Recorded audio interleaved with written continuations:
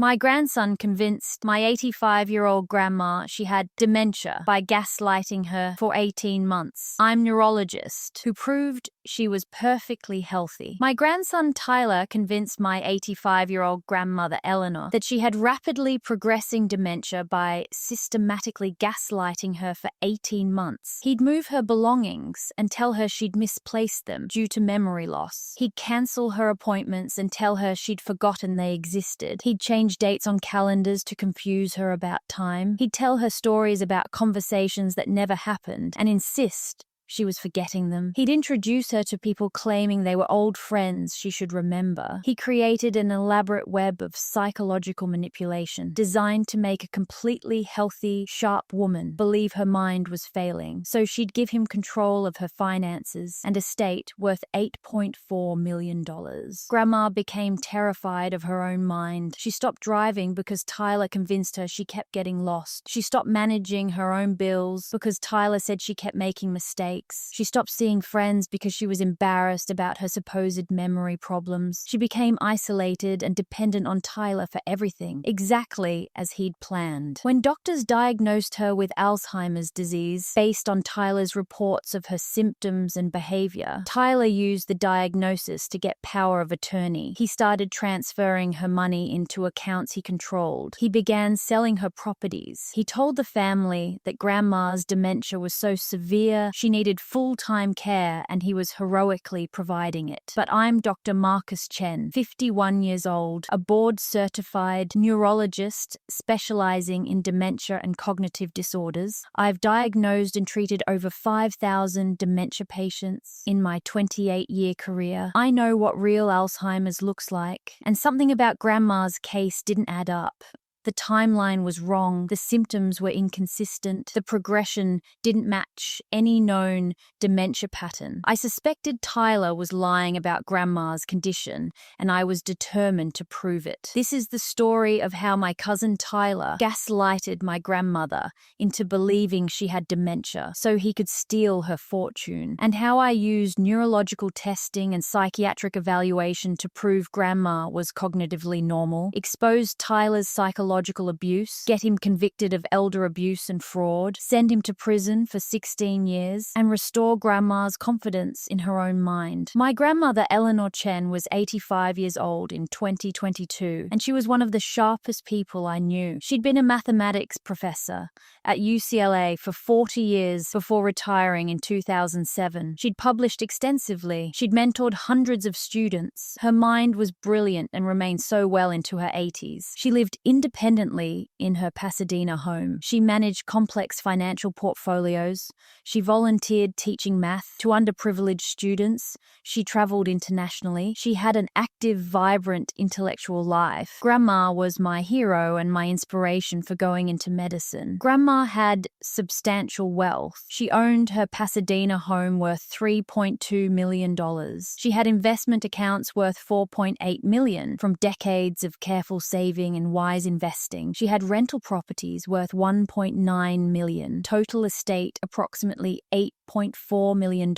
Her will split everything equally among her 4 grandchildren. Myself, Marcus, age 51, my sister, Linda, age 48, my cousin Tyler, age 43, and my cousin Sarah, age 40. Tyler had always been troubled. He'd struggled with addiction in his 20s. He'd been in and out of rehab. He'd had legal problems. By his 40s, Tyler had cleaned up, but he was perpetually broke. He worked sporadically in sales jobs. He declared bankruptcy in 2019. He owed back taxes. He was desperate for money, and he knew Grandma had millions. In January 2022, Tyler moved to Pasadena, claiming he wanted to be closer to family. He rented an apartment 10 minutes from Grandma's house. He started visiting her multiple times per week. At first, his visits seemed innocent. He'd bring groceries, he'd help with household tasks, he'd spend time chatting with Grandma. She was pleased to have his company and his help. She told me during our weekly phone calls that Tyler had really turned his life around and was being wonderfully attentive. What none of us knew was that Tyler was executing a sophisticated psychological manipulation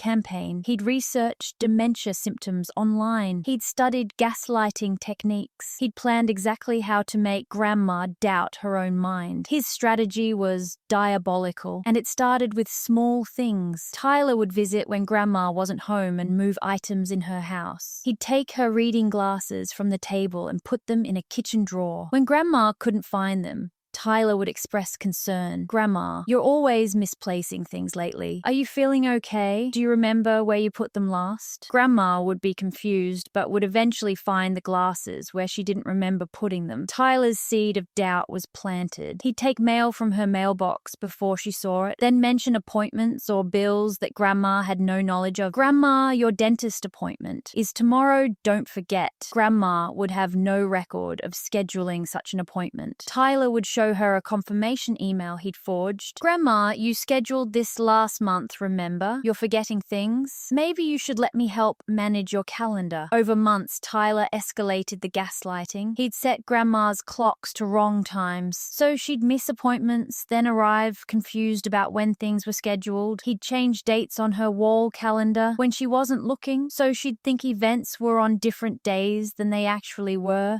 He'd tell her detailed stories about conversations they'd supposedly had that never occurred. When Grandma said she didn't remember these conversations, Tyler would act worried. "Grandma, we talked about this at length last week. You don't remember at all. That's concerning. You should see a doctor." He'd introduce her to his friends, claiming they were Grandma's old colleagues from UCLA. The friends were in on the scheme and would act like they knew Grandma. They'd reference shared memories that didn't exist. When Grandma said she didn't recognize them, Tyler would say, "Of course you know them. Grandma, you worked together for years. You're forgetting people now. This must be really frightening for you." Tyler documented every instance of Grandma's supposed memory failures in a detailed log. He created a narrative of progressive cognitive decline. He showed this log to Grandma periodically. "Look, Grandma, here's a list of all the things you've forgotten in the past month. It's getting worse. We need to get you evaluated. You might have Alzheimer's." By June 2022,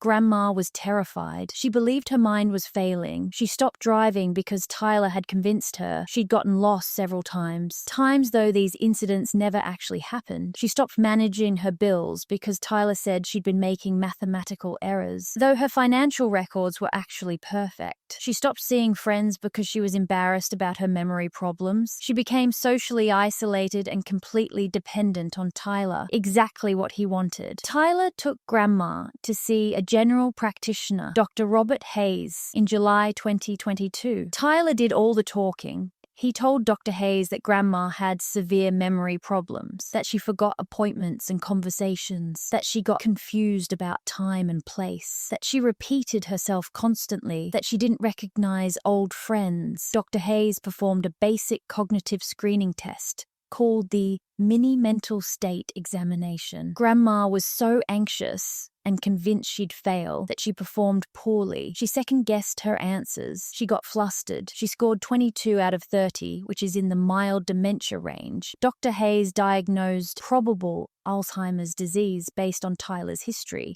and the MMSE score. He prescribed dementia medication and referred Grandma to a neurologist for further evaluation. Tyler used the Alzheimer's diagnosis to obtain power of attorney over Grandma's finances and health care. He presented the diagnosis letter to Grandma's attorney and said Grandma needed help managing her affairs due to cognitive decline. Grandma was so convinced she had dementia that she agreed. She signed power of attorney documents giving Tyler complete control. This was exactly what Tyler had been working toward for 6 months. Within days of getting power of attorney, Tyler began transferring money from Grandma's accounts into accounts he controlled. Initially small amounts that wouldn't trigger immediate attention, $5,000 here, $10,000 there. Over the next months, Tyler transferred over $400,000. He also began the process of selling one of Grandma's rental properties, claiming the proceeds would pay for her care, though he intended to keep the money himself. Tyler told the family that Grandma's dementia was progressing rapidly, that she needed constant supervision, that he'd moved in with her to provide 24-hour care. He played the role of devoted grandson, sacrificing his life to care for his ailing darling grandmother, my sister Linda, and cousin Sarah believed him completely. They were grateful Tyler was stepping up. They sent him money to help with care expenses, not knowing he was pocketing it. But I was suspicious. I'm a neurologist who specializes in dementia.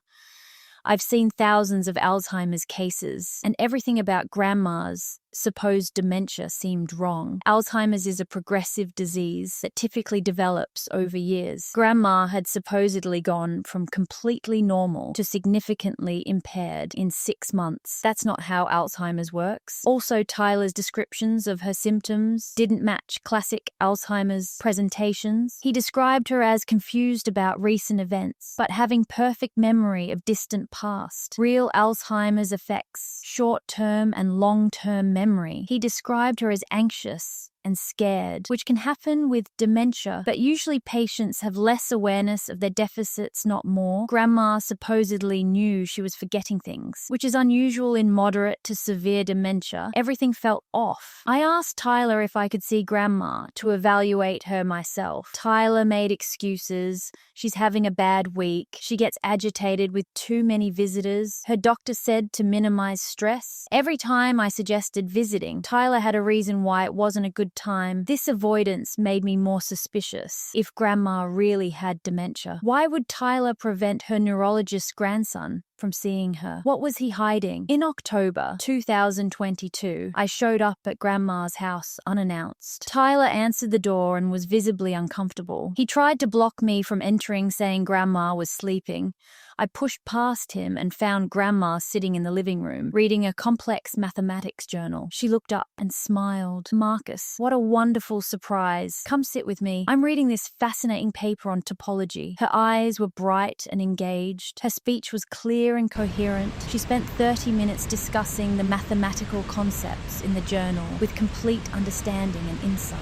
This was not a woman with Alzheimer's disease. This was a cognitively intact, brilliant mind. Tyler hovered nervously during our entire conversation. Several times he interrupted to say Grandma was tired and I should leave. Grandma told him she was fine and wanted to visit with me. I asked Grandma about her memory problems. She became distressed. "Oh, Marcus, it's terrible. I forget everything now. Tyler has to remind me constantly. I don't know what's wrong with my mind. I'm so scared." But when I asked her specific questions to test memory, she performed perfectly. She remembered our last phone conversation word for word. She remembered what she'd eaten for breakfast. She could tell me detailed stories from her childhood and from recent weeks. Her memory was flawless. So why did she believe it was failing? I realized Tyler had convinced her through gaslighting, not through actual cognitive impairment. I asked Grandma if she'd be willing to undergo comprehensive neurological testing at my hospital. I explained I wanted to get a complete picture of her cognitive function. Tyler immediately objected. "That's not necessary. Grandma already has a diagnosis. You'll just upset her with testing. You're not her doctor. Marcus, you should respect Dr. Hayes' diagnosis." His defensiveness confirmed my suspicions. I told Grandma the testing was completely optional, but it would help us understand her condition better and plan appropriate care. Grandma agreed. She wanted to understand what was happening to her mind. Tyler couldn't prevent it without looking suspicious, so he reluctantly agreed. I scheduled Grandma for a full neuropsychological evaluation at UCLA Medical Center. This is a comprehensive 8-hour battery of tests that assesses every aspect of cognitive function: memory, attention, language, visuospatial skills, executive function, processing speed. It's the gold standard for diagnosing dementia and distinguishing it from other conditions. I also scheduled brain imaging, including MRI and PET scans, to look for structural or metabolic changes associated with Alzheimer's. I arranged for the testing to be done by colleagues who didn't know Grandma, so there'd be no bias. This would be completely objective. Tyler tried to sabotage the testing. He told Grandma the night before that testing would be stressful and exhausting, that she should cancel, that it wasn't necessary. He was trying to psych her out. But Grandma went through with it. The results came back 2 weeks later, and they were stunning. Grandma's neuropsychological testing showed completely normal cognitive function across all domains. Her memory testing was in the 90th percentile for her age group, meaning she performed better than 90% of 85-year-olds. Her attention and executive function were excellent. Her language skills were superior. There was absolutely no evidence of cognitive impairment whatsoever, the neuropsychologist wrote in her report. This patient shows no signs of dementia or mild cognitive impairment. Her performance across all cognitive domains was normal to superior for her age. Her reported memory problems appear to be related to anxiety rather than neurological disease.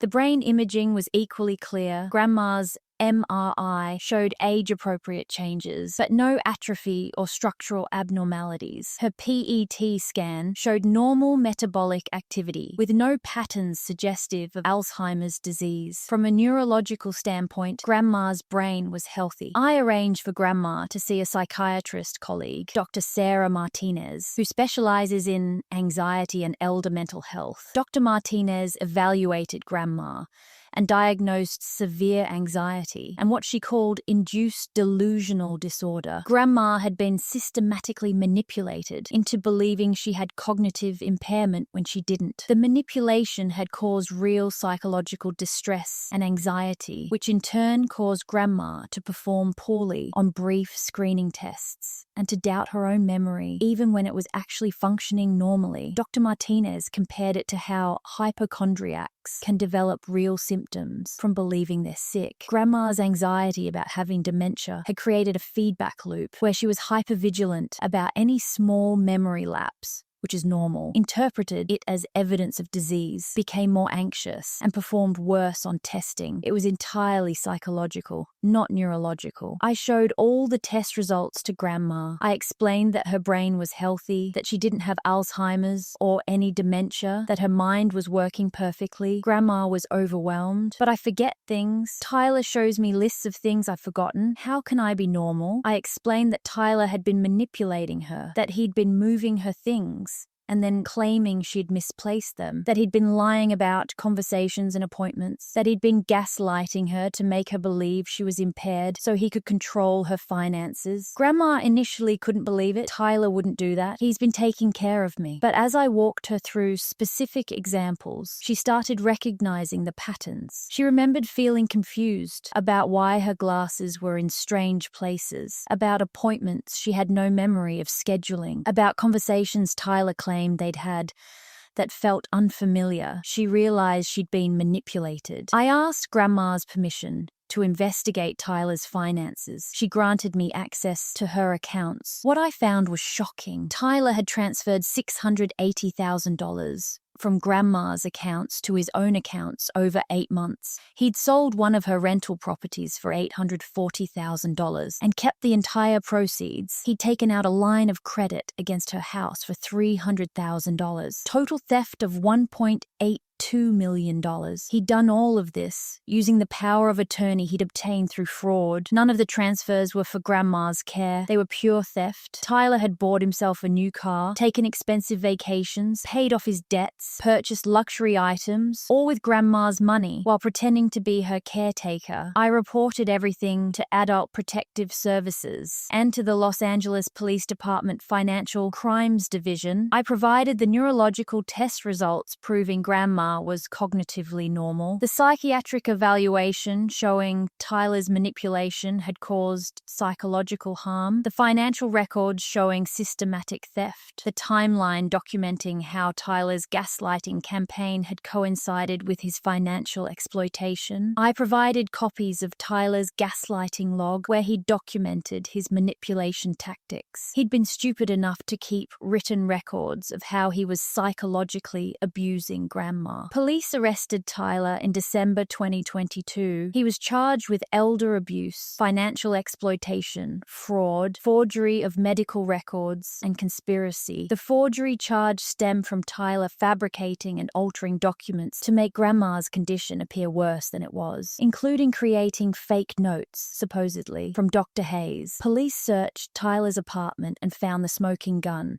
Tyler had kept a detailed notebook describing his gaslighting strategy. It included entries like January 15th, moved Grandma's keys, told her she misplaced them again, she's starting to doubt herself. March 22nd, introduced Grandma to Mike, told her he was her old colleague, she didn't recognize him. Perfect moment to reinforce she's forgetting people. June 8th, Grandma scored poorly on cognitive tests due to anxiety I've induced. Doctor diagnosed Alzheimer's. Phase 1 complete, ready for phase 2, taking financial control. This notebook was a complete confession. Tyler had documented his entire psychological abuse campaign. He'd written about deliberately causing Grandma psychological distress so he could steal from her. It was premeditated elder abuse of the most insidious kind. Tyler's trial began in May 2023. The prosecution presented devastating evidence. The neurological and psychiatric evaluations proving Grandma was cognitively normal. The financial records showing Tyler's theft of $1.82 million. Tyler's own gaslighting notebook documenting his manipulation tactics. Testimony from Dr. Hayes, who admitted he'd diagnosed Alzheimer's based entirely on Tyler's false reports of symptoms. Testimony from Grandma about how Tyler's manipulation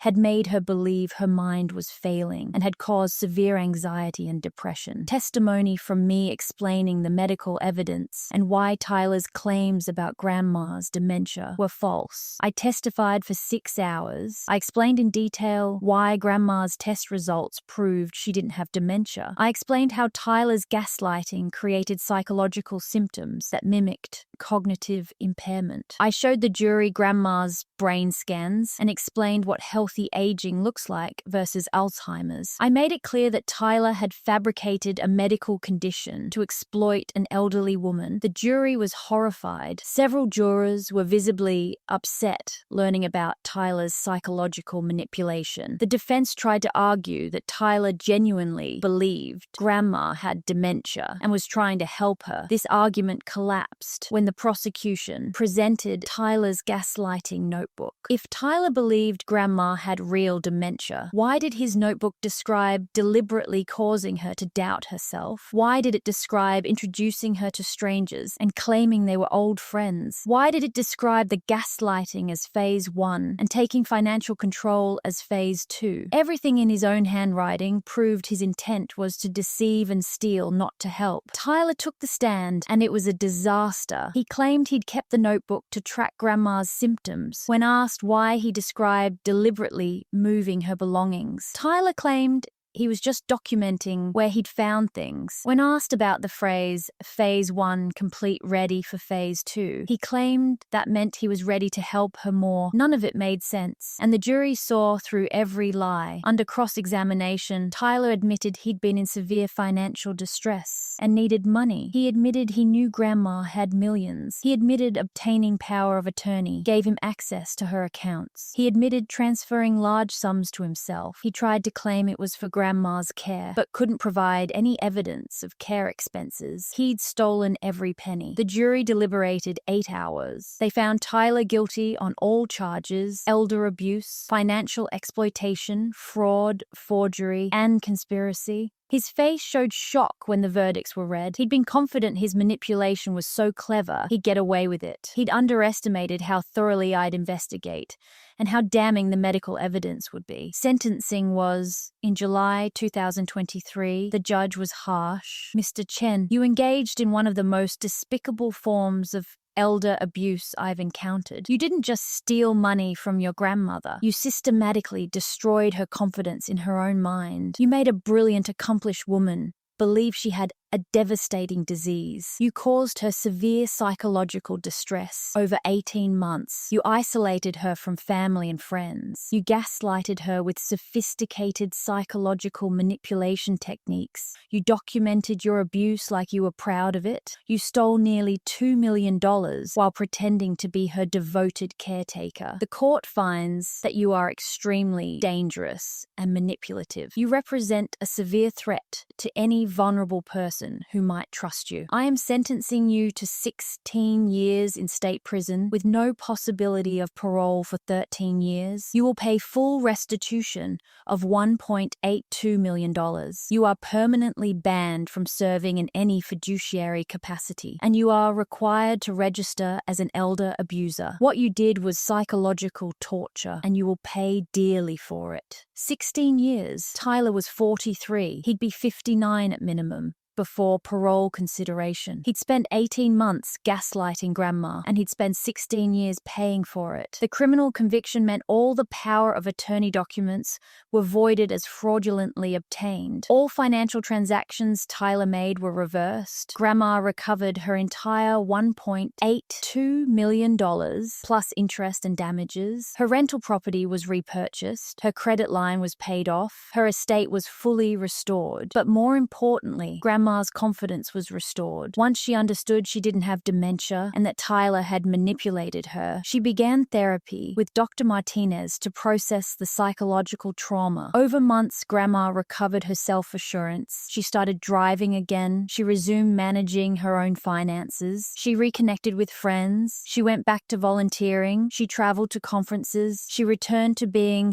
the vibrant, brilliant woman she'd always been. By 2024, Grandma was thriving. The only lasting effect was that she had become much more cautious about who she trusted. Tyler is currently incarcerated at California State Prison, serving year 2 of his minimum 13-year sentence. He's written dozens of letters to family members trying to explain his actions or justify them. Every letter has been returned unopened. There is no explanation or justification for systematic gaslighting an elderly woman and stealing millions from her. Tyler made calculated choices every day for 18 months to psychologically torture his grandmother. He researched manipulation techniques. He planned his strategy. He documented his abuse. He showed no remorse until he was caught. He deserves every year of that 16-year sentence. His criminal record means when he's released, he'll be a registered elder abuser. He'll never be able to work in healthcare, caregiving, financial services, or any position of trust. He'll be a 60-year-old felon with no prospects. He destroyed his life to steal money he never got to keep. I've used Tyler's case extensively in my teaching. I present it to medical students and residents as an example of how psychological manipulation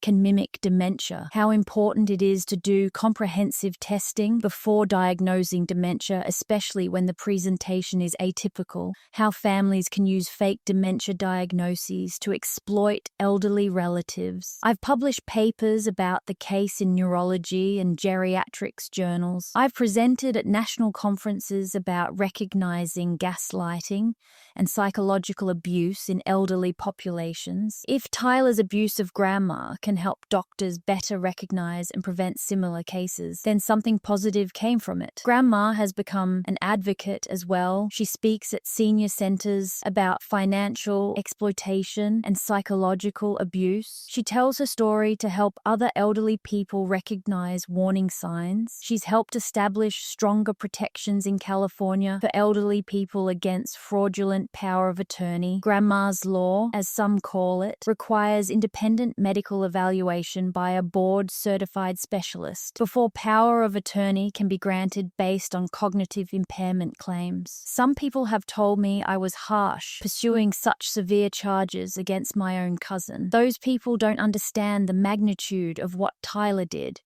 He didn't just steal money. He tortured an elderly woman psychologically for 18 months. He made her doubt her own mind, which is one of the cruelest things you can do to someone. He isolated her from loved ones. He caused her severe anxiety and depression. He stole her confidence and independence. He did all of this deliberately and systematically while documenting his methods. Tyler is a dangerous predator who targeted his own grandmother. He deserves 16 years and more. The fact that he's my cousin doesn't change that he's someone who tortures elderly people for money. I have no sympathy for Tyler. He could have asked Grandma for help with his financial problems. She would have helped him. Instead, he chose to psychologically abuse her and steal from her. Every choice was deliberate and malicious. He planned it carefully, executed it methodically, and showed no remorse until forced to. He deserves the consequences. Grandma is now 88 years old and doing wonderfully.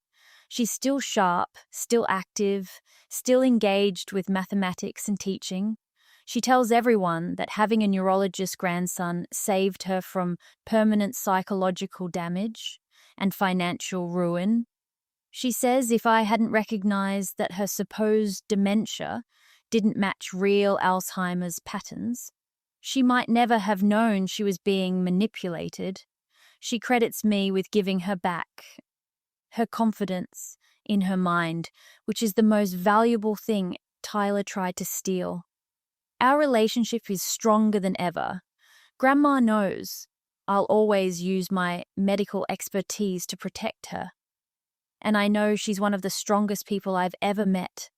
To have survived 18 months of psychological torture and come out thriving. This is my story. I'm Dr. Marcus Chen, 51 years old, board-certified neurologist specializing in dementia with 28 years of experience. My cousin Tyler gaslighted my 85-year-old grandmother Eleanor for 18 months, making her believe she had Alzheimer's disease. So he could steal $1.82 million. Tyler used sophisticated psychological manipulation techniques documented in his own notebooks. I used comprehensive neurological and neuropsychological testing to prove Grandma was cognitively normal. I exposed Tyler's gaslighting and theft. Tyler was convicted of elder abuse and sentenced to 16 years in prison. Grandma recovered completely and is thriving at 88. Tyler is serving year 2, knowing he destroyed his life by gaslighting a neurologist's grandmother. He chose the worst possible victim and paid the ultimate price. Justice for Grandma Eleanor was served.